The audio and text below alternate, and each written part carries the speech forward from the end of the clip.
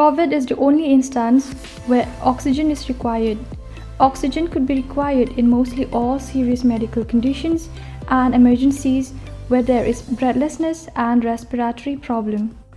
We even learned that a few puffs of pure oxygen could keep us younger and the skin glow. Pure oxygen keep the children more active and brighter.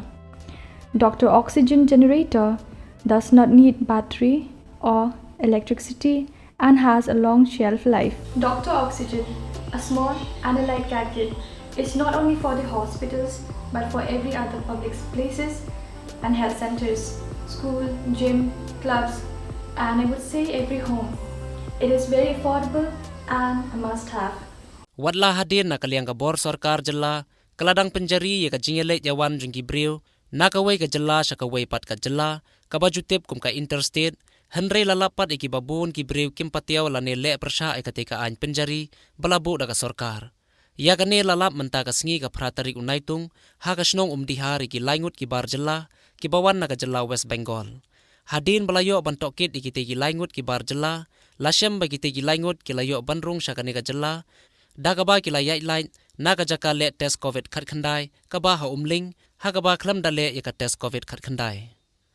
kitei gi laingut ki barjalla ki degi batrei ha ga jaka ri sambai dokha kaba ha ka te ka snong kane ga jingyo rung jong kitei gi laingut ki barjalla khlam dale ya ka test covid khat khandai kala banbu jingma shikat dei ya ka te ka snong hi bro ka wei namar kitei gi laingut ki la bandon ru ya ka jingpang covid khat khandai ha ka met ka jongki Kibala ru wan penya bet lang shaki wei pat ki brew jong ka teke snong. नाम बताओ क्या नाम है आपका मालिक का मालिक का नाम तो मालूम नहीं हम लोग तो इधर पुलिस न है इधर कौन पुलिस इधर गया ना अभी आप लोग कहाँ से है मालदा वेस्ट बंगाल से हाँ तो जब आप आया था वहाँ पे चेक गेट पे चेक नहीं किया आपको कोरोना के क्या उधर में हाँ हाँ उधर में किया तो नहीं यहाँ पे उमलिंग पे किया था आपको नहीं चेक उमलिंग में नहीं किया नहीं झूठ किया किया बोलेगा उमलिंग में लोकल गाड़ी से आया लोकल गाड़ी से है